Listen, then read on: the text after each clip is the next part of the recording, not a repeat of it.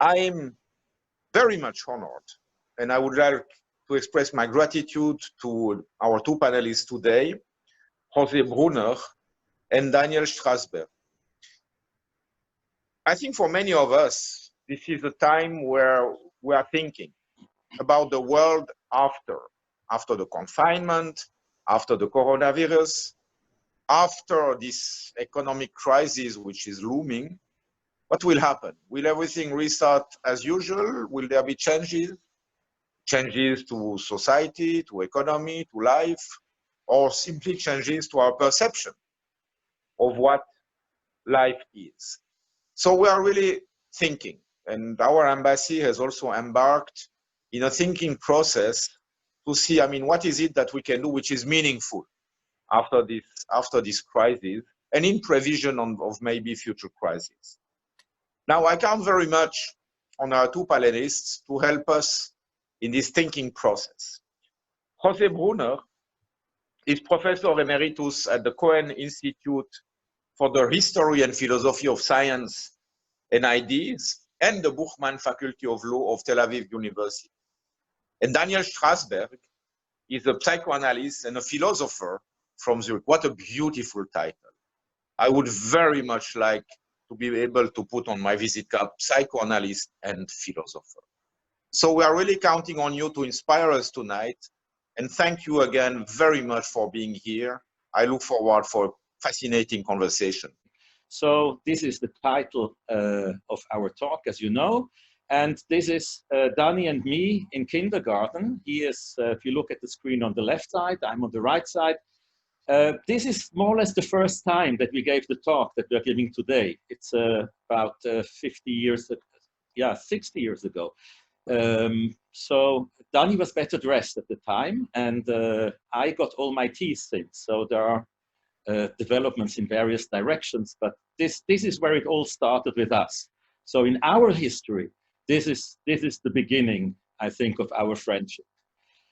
But this is one way of looking at the history, and it always has a central event. Any history we have as a central event that is considered to be decisive. And Danny, as a psychoanalyst, is going to speak about one type of central event, which is, of course, for psychoanalysts, early life, early childhood in the bourgeois family. And he's going to have some critical thoughts about that. I'm going to talk on a more kind of collective level, history, society as a whole, and talk about how plagues, how epidemics, or as they're called today, pandemics, come into this. Then we move on from the very ancient time and pandemics and epidemics to how they were understood at the time, not how we look on them back from today, but how the ancients looked at plagues and talk about the moral way at which they looked at plagues, or at what we today would call epidemics or pandemics, namely as a punishment inflicted on them by the gods. All this changed with the scientific revolution, sometime between the 14th and 17th century, and we'll say more about how science disenchanted nature and divested meaning from it. So we are left with a nature that has no meaning anymore, only causality.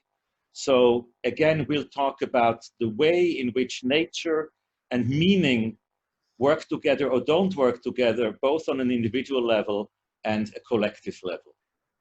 But we all look for meaning. So how do we cope with meaning? How does nature play into our attempt to find meaning?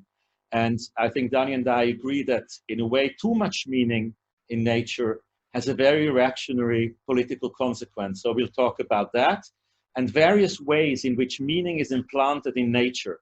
One of the ways is conspiracy theories, of which Jews are traditionally one of the objects. So we'll talk about that a little bit too, and talk about other ways of integrating viruses in our historical vision, and the way, and what is in the way, what prevents us from doing this in a proper way.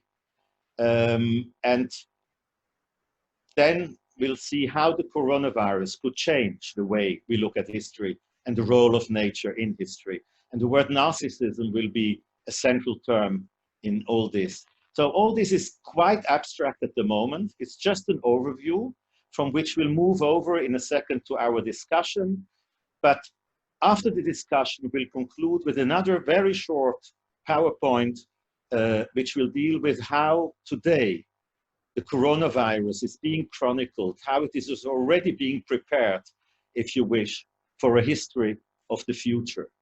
But now we get out of the PowerPoint, and you'll see us for the discussion, which will be an unstructured, open discussion. And Danny, please go ahead. I will start from the individual point, how we look at our histories. And if you read autobiographies of famous persons, it's obvious that almost all of these autobiographies concentrate on a central life event. It may be a lost love, it may be an emigration, it may be a terrible childhood, but all autobiographies have this central event which is reigning or governing a life.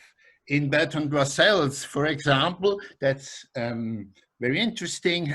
He wrote in 1913 the Principia Mathematica, which was his magnum opus, and he discovered afterwards that there is a mistake in his work. A big mistake, you know it perhaps, it's the Barber Paradoxon, and he wanted to commit suicide. His colleague who wrote the book with him was Alfred North Whitehead, didn't care about the mistake. So for him, his mistake in his work was the central life event which governed his further political actions. In a religious context, such decisive moments in life are called conversions. For us, for Jews, the conversion of Abraham, afterwards, after he was told by God to leave his country, he changed his life and even changed his name from Abram to Abraham. Shaul, on his way to Damascus, also had this epiphany and changed his name because, as the French philosopher Alain Badiou puts it, from this moment on, he was faithful to this event. And this to be faithful to a certain moment, a certain constellation, a certain event in one's own history, that is, in my opinion, the meaning of the word meaning. It's always something that kind of organizes our life event. It also not, for example, can be an historical event.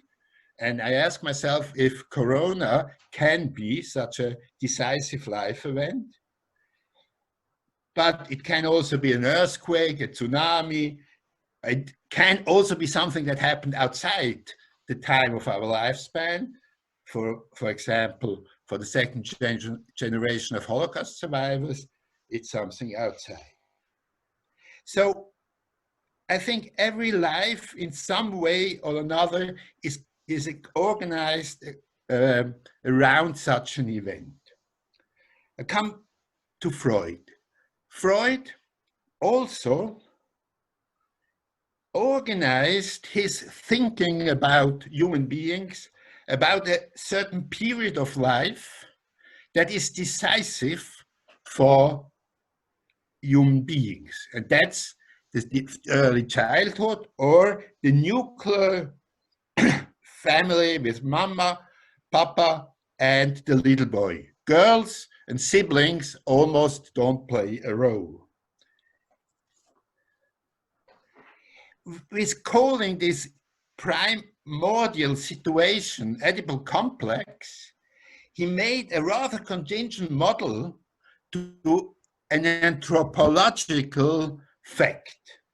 Everything that happens afterwards in life has to be traced back to this first constellation of human beings. Everything is basically a repetition, a hidden repetition of something that happened in early childhood. And everything that is decisive, that is kind of changing life, which is not traceable back to the Oedipal constellation, is called trauma, which cannot be treated by traditional psychoanalytical means. Okay, Danny, you're really interested in individuals. I mean, you Yeah. deal, you mention names, Abraham, Russell, and so on, whether they're mythical individuals or real individuals, and they have some event in their biography. I'm not really that interested in individuals. From my perspective, I want to look at not at how individuals create their life stories, but at how societies create their stories. I'm more interested in the historical aspect, and so I'm historicizing everything. So so you have the Oedipus story, and Freud took that to the nuclear family. But in fact, in Sophocles, of course, Oedipus, and with him, the whole city that he ruled, Thebes, was punished because he killed his father and committed incest. So he committed a crime, and nature came, in fact, a plague, like a virus, a plague came and killed people in Thebes, in the city that he became a king of. Why the people of Thebes had to die because their king committed a crime, it is unclear to me. They didn't commit a crime. So, but for the ancients, that seemed obviously logical. But that's one way of looking at the relationship between nature and humans. Nature comes in because it's ruled by the gods, and the gods guide nature so that it will punish the humans when they do something wrong. We know that from the Bible, the flood that comes to punish humans because they were too sinful, or the 10 plagues that God wreaks on the Egyptians because the Pharaoh refuses to set the Israelites free. And again, one wonders, what are the poor Egyptians? Why do they have their firstborn killed? Because the Pharaoh doesn't let the Israelites go. I mean, it's not really their crime that is punished. It's always the crime of the king or of the leader that is being punished. And then the whole society has to suffer. But this suffering is imposed by the gods or by a god. That really changes sometime between the 14th and the 17th century in what is usually called the scientific revolution, that disenchants nature. Nature is no longer ruled neither by gods nor by a god. Nature becomes purposeless, meaningless. It has a causality that is not regulated by any outside force, but by its own laws that cannot be changed. And humans make their laws for themselves, and they can change them, and they can legislate them, and they have a realm of meaning. Although when you look at how laws are made in Israel, I'm not sure that there's much meaning there, but that's another question. So there is room for individuality and room for free will in the human realm. And in the scientific research is being done in the laws of nature, these laws are unchangeable and deterministic. So I wonder how you, as a psychoanalyst, look at this relationship, that modern relationship between nature on the one side and the human domain on the other side, which I think in historical terms have become separated somewhere between the 14th and 17th centuries. And nowadays we don't look for meaning in nature anymore. So if you go back to Sophocles and Oedipus, you're really going back to an entirely different period. Yeah, but Freud, when he invented his psychoanalysis some years ago, he did it explicitly against theories of degeneration, which means against theories which make biological facts responsible for psychological illnesses.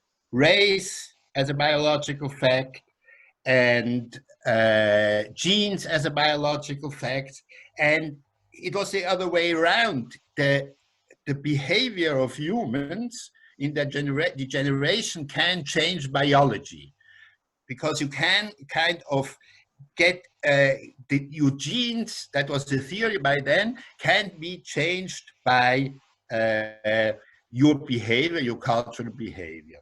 And Freud came against this theory with a theory which make only human history and not nature responsible for psychological illnesses. And with that, he gave kind of freedom to human beings, which he took back with the other hand at the same moment by constraining the possible influence to this nuclear family. I will give an example from a patient of mine who came some years ago to me because of his lack of self-confidence, which was really terrible. And he traced this lack of self-confidence back to a father who beat him up constantly. When he came back afterwards, he took his belt out, and with no reasons that the patient could understand, at least, he was beaten up.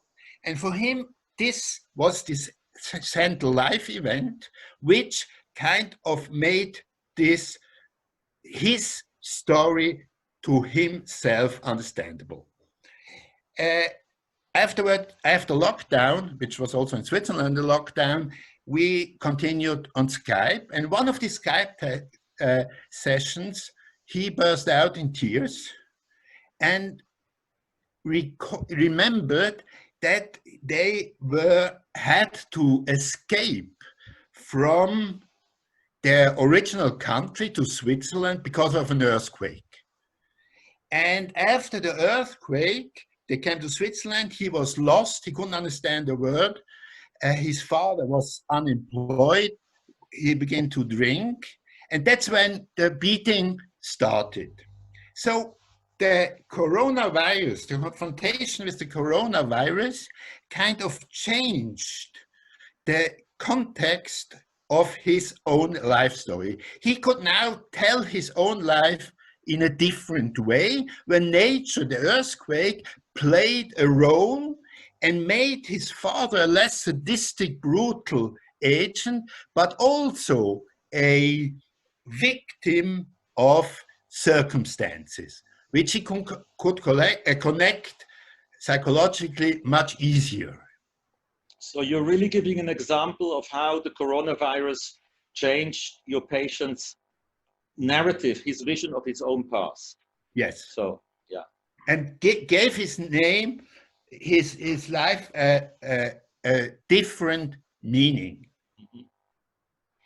Yeah, it's interesting that you started off with degeneracy, which is really the theories that Freud argued against, because as you rightly say, they are biologically deterministic, but they're not only deterministic. I mean, they also imply that you transmit your degenerate genes or whatever biology to the next generation if you're an alcoholic, or if you have a too promiscuous lifestyle, if you're a deviant. So in a way, I think these theories are not that different from older theories of divine punishment, where the gods punish you and your children for your misdeeds. It's just that there is no God. It's biology itself that is punishing. It's in a way nature itself that is punishing. And I think all these theories, where nature comes up punishing, are reactionary theories. They usually intend to, and actually also serve, to keep people in a certain way of life that you're not allowed to change. So HIV in the beginning was blamed on homosexuality. It was a deviant way of sexuality that made these people ill. So time and again, I think, nature comes in as an argument on why you have to have a heterosexual, proper, monogamous, married life, and anything else might make you ill. And I think it was against that, as you rightly point out, that Freud argued with his theory. I think another way of bringing in nature into this equation is to attribute it to deviant forms of entire collectives. As we see now with the coronavirus, it's the Chinese wet market. It's their use of animals that is wrong, that doesn't fit into our Western concepts. And that is the reason for the virus. So, and there's not much not much scientific basis for this claim, but it immediately appeals to people because it shows that the virus is really the problem of the Chinese that they inflicted on us. So it's these other foreign people that look so different. A third way of bringing in nature and combining it with meaning is conspiracy theories. So it's not just the Chinese, but it's a lab in Wuhan that, if you want to believe stories that circulate in the internet, that is owned by the Jewish Hungarian-American billionaire George Soros. So in fact, it was one of the slides I showed in the beginning that looked like a Stürmer caricature. So in fact, it's the Jews who are behind the coronavirus.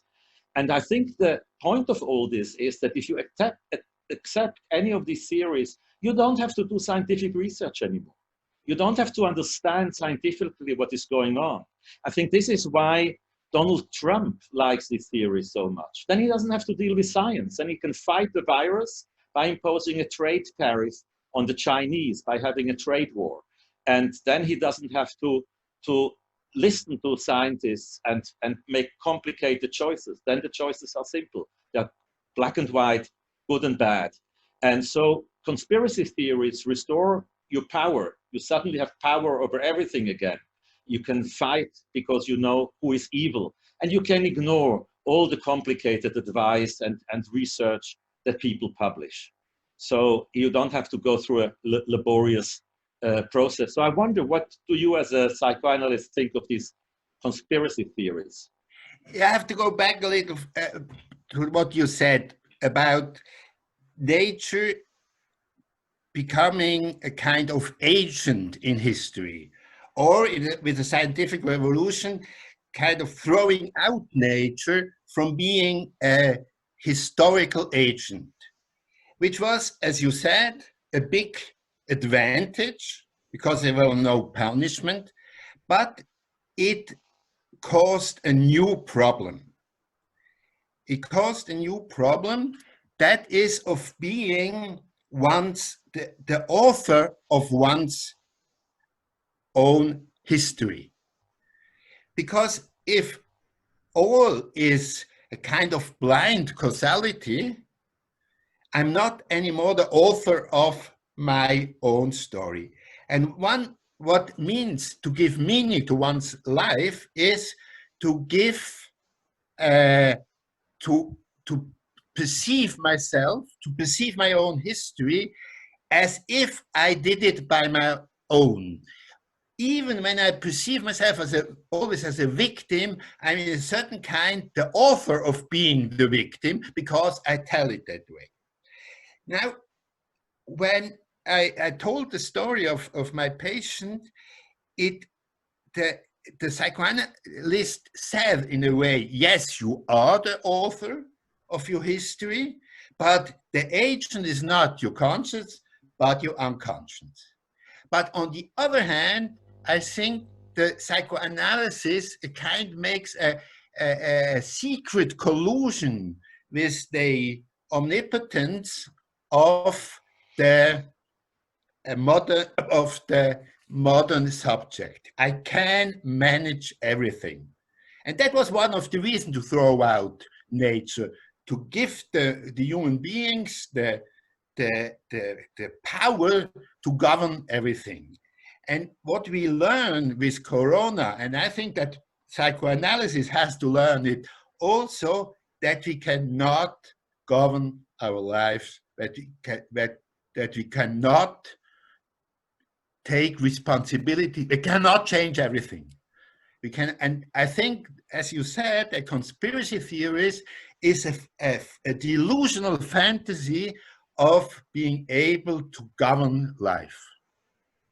Yeah, I think the virus actually, in this case, the coronavirus, is a particularly strong example of how we don't have control.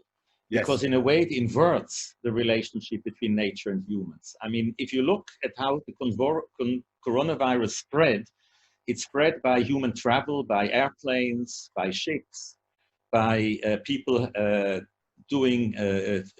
moving from place to place. So in a way, we humans have become the natural environment for the virus. The virus cannot survive without us. The virus needs us. It holds on to us and it goes with us from place to place. So we seem these modern humans who can travel anywhere and do anything. But in fact, what we do is we provide traffic for the virus and we spread it as quickly as possible. So this completely inverts this feeling of power over nature, because in a way we cannot control what is happening. And the more we try to move, the more we use modern technology, the more we spread the virus. So we have become a mobile habitat, which is the ideal for a virus to spread. So we, in a way, I think what you're pointing at is that the virus degrades us instead of showing us our power. It shows us our complete powerlessness. And I think this is very hurtful. This is narcissistically hurtful. I will come back to that, but I actually think that this is one of the reasons why we don't fight viruses in history books. Viruses are not part of the general history curriculum. And I think they are not part of that curriculum because they actually destroy our vision of history, of how history develops, because it's supposed to develop by human action, as you point out, but what we do by us being the author, by us giving meaning. And the virus just cuts through all of this. So it makes nonsense of basic beliefs. Yes, that's why I took the picture of the Polaroid into the slides. No, that's kind of the antagonist of this idea. There was the idea that one human being changed or made history. I think that's what we have to give up. This idea of human beings, of being able to control lives and control the world. I think that's the message we get also as psychoanalysts from the coronavirus. It is not enough to change the center of agency from the consciousness to the unconsciousness. We have to think the concept of agency differently, which means we have to renounce the division between nature and culture. Yeah, so I want to give an example of how this division, I think, is going to change in our understanding of the past.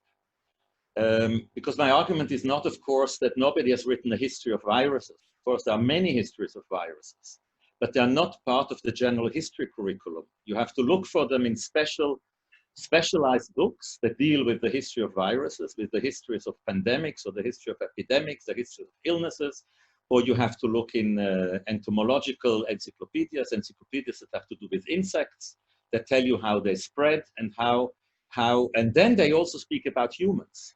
But I think none of us has learned for their high school diploma about the bubonic plague, how many people it killed, how viral pandemics, 5 major viral pandemics raged through the 20th century.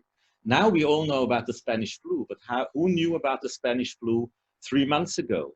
And the Asian flu of 1956, 57, the Hong Kong flu of 1968, 69, and we can go on like that to SARS, the avian flu, the swine flu.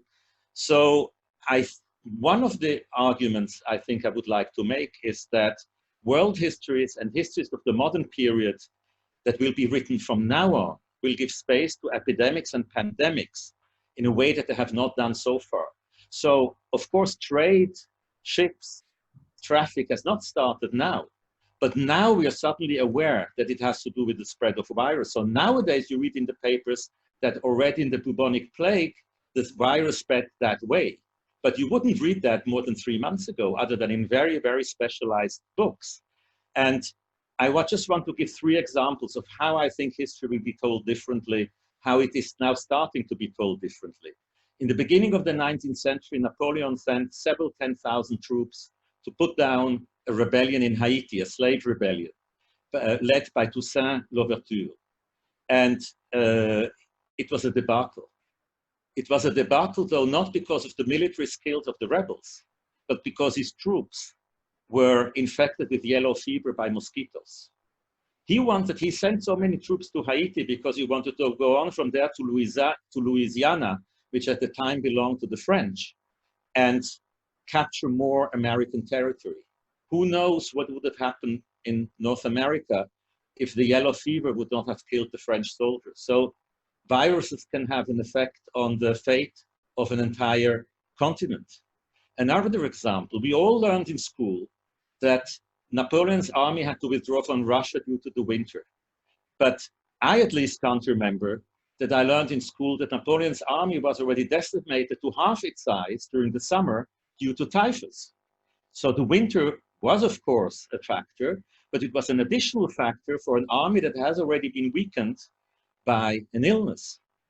And of course, nowadays, we all know about the Spanish flu, which is, you know, now everywhere over the media. So suddenly we see the end of the First World War differently, which previously was related to very many other factors. We knew about the entrance of the United States into the war, the Russian Revolution, and so on and so forth. But now suddenly we read that, you know, British soldiers, American soldiers spread a virus all over the world in a military campaign. So military campaigns start to take on a different meaning. They become an environment for a virus. They are not just human activity, they are also natural activity. And, you know, apparently the Spanish flu killed between 50 and 100 million people, more than the entire First World War. And I think most of us heard of it for the first time in the last few months.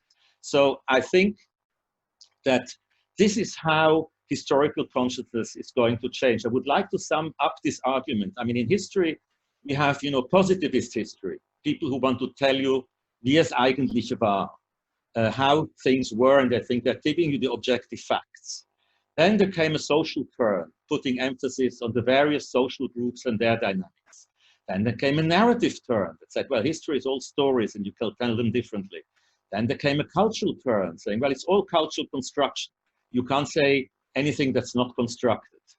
Perhaps now we are moving towards a natural turn in history, where nature comes back in how we tell the history about ourselves, nature being an active agent, part of what is happening to us and not controlled by us. The same would be true for individuals, I think. We will perhaps tell our own stories differently in the future. Could you now go on to the last few slides and then we can pass on to the discussion? Okay. I'll do this.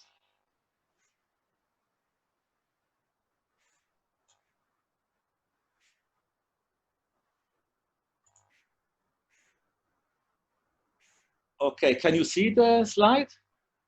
Yeah. Does the share work? Yeah, okay. So part of my argument has been that I think history may be written differently from now on. Our self-conception, our conception of the present and of the future will influence how we write about the past. So I'm just giving you a few slides that give you an insight on what you can presently find in the internet in this respect. Because I think the museums have started exactly in that direction that I'm trying to point to. Now, the fact that the United Kingdom Science Museum is building up a coronavirus collection is not yet a very good argument, because I said, of course, viruses were written about in the history of science. That's not a surprise. But you have New York museums, general New York museums, starting to preserve artifacts. And in fact, the picture we used in the publicity for our event today is exactly taken from this attempt in New York to collect artifacts and photographs about life in New York under the impact of the coronavirus. So they collect these photographs as like the photograph in the ad that has been used by the embassy. But you also have nowadays already small local historical museums, like the Worcester Historical Museum, who, you know, has an ad in the internet. They want you to send stories, images from the pandemic.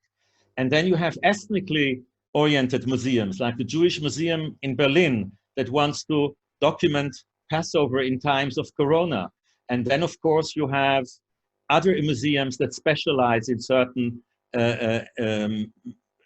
dimensions, like here, women history that is being rewritten in the shadow, one might say, of the coronavirus. So I think the museums have already started to work at a new kind of history that is no longer simply the history of human beings for themselves, but a history that integrates how nature is playing into our history in a much more active fashion. So this is the end of the slide. And it's a question particularly to Professor Brunner. If nature is back and is now part of our world history, or will be, then how do you see what will happen in terms of awareness on climate change, and how, if this is my question. Yeah, I think that's an interesting question, because I think it's interesting how climate change enters the current debate. I think to a large extent, the climate change debate so far has been one that has taken up the punishment theme. We are being punished for the for our way of treating nature. And now in a way, nature is punishing us, getting back to us for all the things we have done wrong. So we have overexploited it, we have abused nature, we have taken natural resources without any restraint. So it's interesting, today in The Guardian, I read that a group of scientists has come out with a report claiming that the coronavirus is the result of, and I quote, promiscuous use of nature. You can look it up in The Guardian. So it's promiscuity taken from sexual behavior to our behavior towards nature. So I think it fits into what Dani just said. I think usually nature enters the picture when it can be turned into a kind of punishment. Then we see that it gets meaning, and no longer with the gods, so it's our own fault.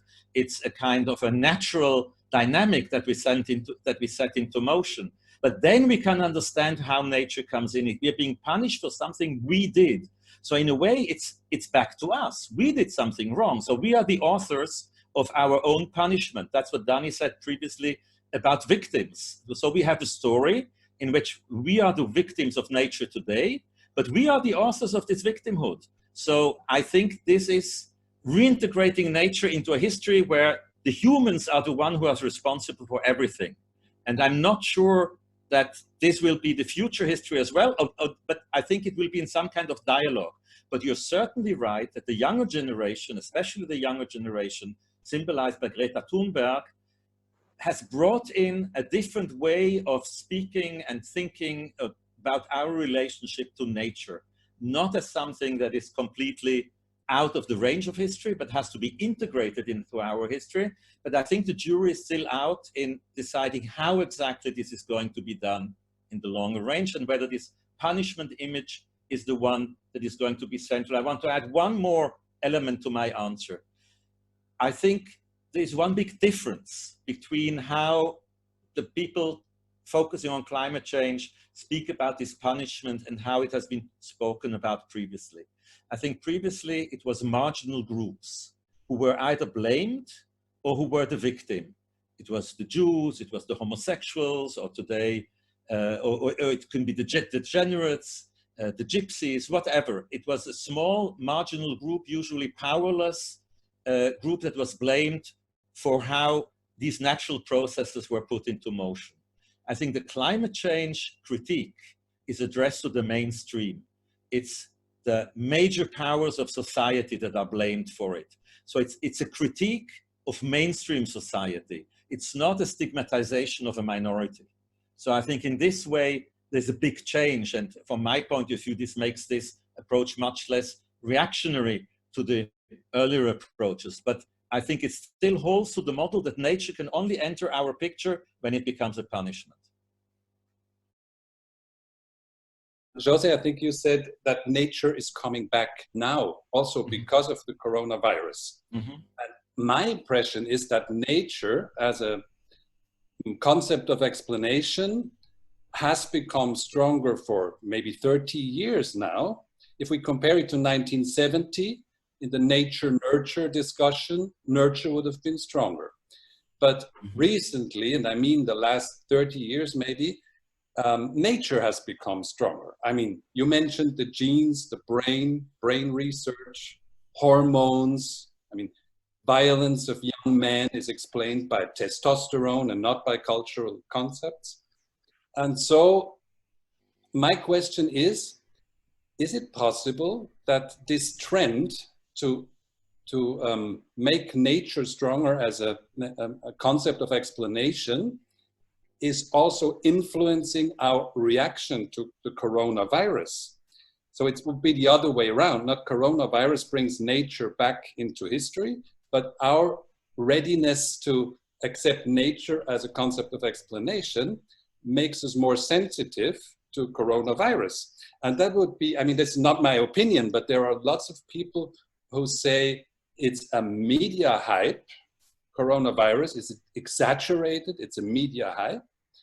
And an argument to enforce this position could be that we tend to take this pandemic, this influence of nature, this outbreak of natural forces too strongly. You know? That would be the reason. Our openness to nature as a model of concept of explanation makes us too sensitive and makes us overreact. I mean, it's not really my opinion, but I'm interested in what you will be saying to this question. Yeah, I want to respond, and then I want to hand over to Danny as well. I think that I don't know how far all this has to do with, you know, brain and genes and so on. There may be a connection, I don't know. I refer to nature in a somewhat different way. I'll think about the connection you have pointed out. But I think there is a very, one point that I want to take up in what you said is this sensitivity. You say there's a greater sensitivity now than there was in previous pandemics. This is nature coming from the outside, not from the inside in that sense. And I think you're right. I think if this is one of the interesting points when I started to look back at historical accounts on earlier periods, whether it's the Spanish flu when medicine was still in the beginning stages with this in respect to this, and nobody really understood what viruses were. So one couldn't expect much. But even in the 50s and 60s, and even with later viruses, nobody expected the states, the governments, to take such drastic action. In a way, nature kind of took its course, and it wasn't combined. The meeting point with governmental policies wasn't such that the governments felt obliged to respond. People died, and in fact, if you look at the history of the 20th century, I think about 300 million or so, that these are the figures that circulate, died of smallpox throughout the 20th century. So it's enormous, it's staggering figures, but they never turned into a collective understanding of the virus as a danger against which the government has to take steps. The feeling was always, there's nothing one can do about it, and it's not a collective problem. When you look at how people write about the Spanish flu in 1918-19, it's always referred to either as an abstract mass of soldiers or individuals. So you can nowadays read that, you know, Freud's daughter Sophie died of a complication of the Spanish flu, which is something that nobody wrote about, or very few people wrote about before, and now suddenly it has become a kind of a topic. Or Max Weber died of the Spanish flu. Gustav Klimt died of the Spanish flu. Who knew that? Nowadays you find lists like that on Wikipedia, you know, lists of people who died of flus. So it suddenly has become an issue people want to know, but it's an individual, it's a list of individuals. It's not a political topic, it's not a topic of policy. And I think you're right, something has changed in our sensibility. So this is actually part of the point I tried to make. And you may be right in the explanation, I have no idea, maybe there is a connection there that I still have not found, and you may be pointing in the right direction, but you're certainly right that I think there has been a change of sensibility and governments feel obliged to act where previously they didn't. So I think that I completely agree to that. And I wonder, Danny, how you see that again as a psychoanalyst, how do you think that such a new understanding may play out in the individual level. In the, you mentioned the example of your patient. Do you think you might get, additional patients where this new sensibility plays a role in the psychoanalytic encounter, or do you think there is not much of a connection? Yeah, I'm a little in. There are a lot of questions waiting, and I don't want to expand. Okay. I will give a very, very, very short answer.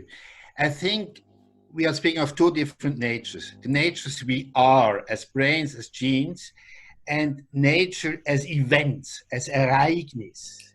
So I think the nature that we are experiencing now connects to a totally different discourse, the discourse which is the discourse of the Ereignis, of the event that kinds of bursts into our lives. So I think we can compare. Yes, thank you very much. You see, this conversation was so dense, intense, and fascinating that even my cat, who is my spiritual master, especially in those days where we have to learn how to live well at home, has joined me. Okay, now that I speak, he's going. Well, it has been really a very, not just interesting, but I think it was a very dense conversation, which has, which is leaving us with food for thought. Now, for our next conversation, we could think of, now they were talking about a tiny organism, but let's think of a non-organism the size of a computer virus that would have the same global effect. Then wouldn't our lives be changed even more dramatically? No Zoom, no WhatsApp, no Facebook, no Netflix, no nothing. And then we would really, really be confronted with ourselves, with full isolation, and with solitude, and with trying to think, okay, is there any meaning to our life? Now, to answer this question, and to end up on a sort of more light note, I spent the last days rewatching the movies by the Monty Pythons. So the meaning of life, I think, which is offered by the Monty Pythons, remains maybe the most joyful one. Thank you very much, all of you,